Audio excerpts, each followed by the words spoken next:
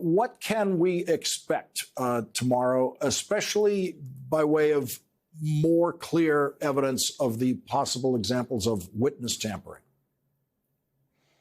Well, you'll see really the fleshed out report. You got, I think, an extensive executive summary that we released yesterday.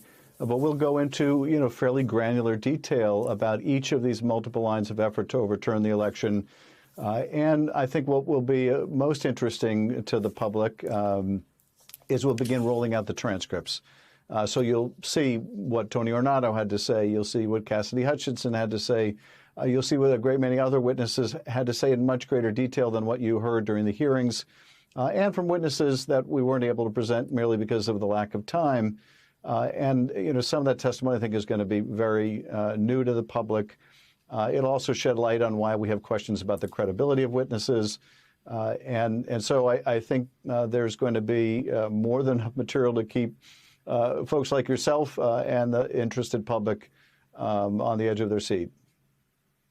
A lot of people think that under oath, I do not recall, is a safe answer, and it does not steer you into perjury territory. There's reporting that Cassidy Hutchinson was advised by a lawyer being paid by Donald Trump to say, I do not recall, in response to questions where she actually did recall.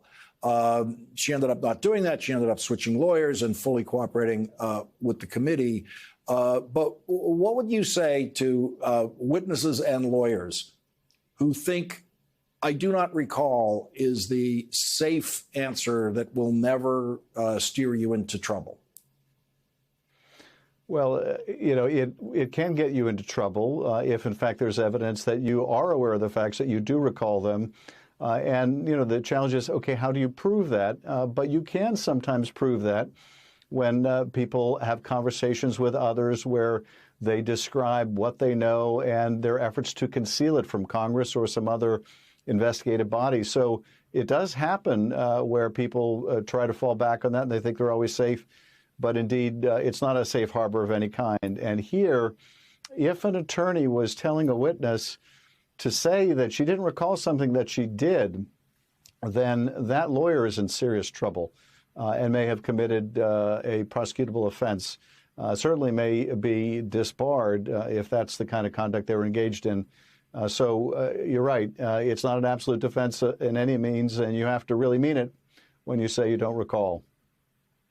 Do you have kind of a ballpark number of the number of people who you would expect to be the subjects of criminal investigations once the Justice Department has all of your evidence?